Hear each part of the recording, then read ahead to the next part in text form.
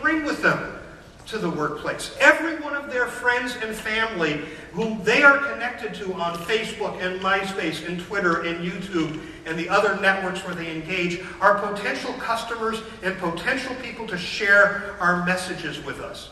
We should be using them to recruit.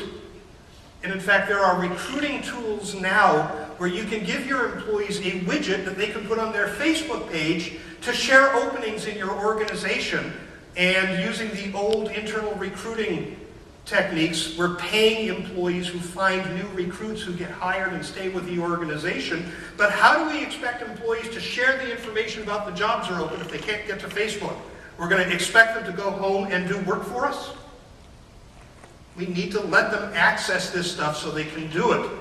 General Motors is selling cars because their employees are allowed to go onto Facebook at work. This is employees in the corporate office, and this is UAW workers on the factory floor. All are given access to social networks from work. By the way, the Pentagon has opened access to social networks for everybody in the Defense Department, because it is their belief, according to Jack Holt, the senior strategist for social media at the Pentagon, that if people aren't talking about them, they don't exist.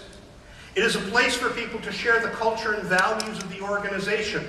It's what Southwest Airlines does with its blog. It's what Zappos does with its Twitter account. And that results in better media coverage and better recruiting and better reputations for the organization. Our employees can seek subject matter expertise.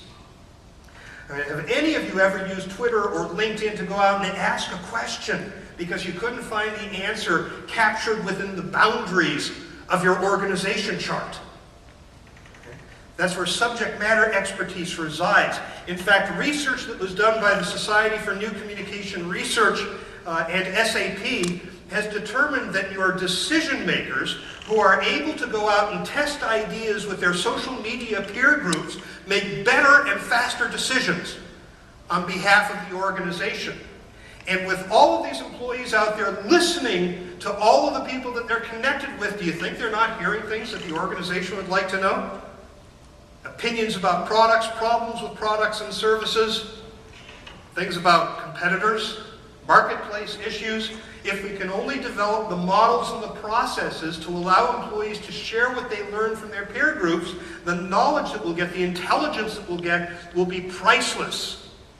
These are all things that we can be mining from our employee social networks if we can get over this stupid notion that by letting them out there, they're going to be unproductive. We can crowdsource ideas. You know, go to people and say, here, we're thinking about doing this. Is that a good idea? What would you do if you were going to introduce a new insurance product? And ask your employees to ask their networks to get that kind of intelligence back. General Motors